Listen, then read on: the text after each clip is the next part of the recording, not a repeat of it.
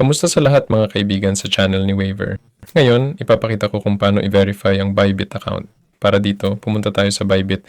Hindi mahirap makita ang verification icon dito. Laging nakadilaw ito, pero kung naisara mo na dati, pwede kang mag-login sa account at makikita mo ang button na Verify Now. I-click natin.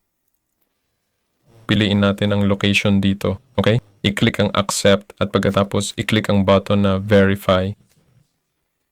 Piliin dito kung ano ang balak nating i-upload, card at iba pa. I-click natin halimbawa ang driver's license, tapos i-click ang Continue, tapos i-click ulit ang Continue. I-upload ang mga larawan dito, pagkatapos noon 2 minuto lang ang verification. I-confirm nila. Halimbawa, gusto ko ng driver's license, i-click ang Continue at mag-upload ng larawan at iba pa. Pagkatapos nito, matatapos na ang verification. Si Waiver ito, paalam sa lahat.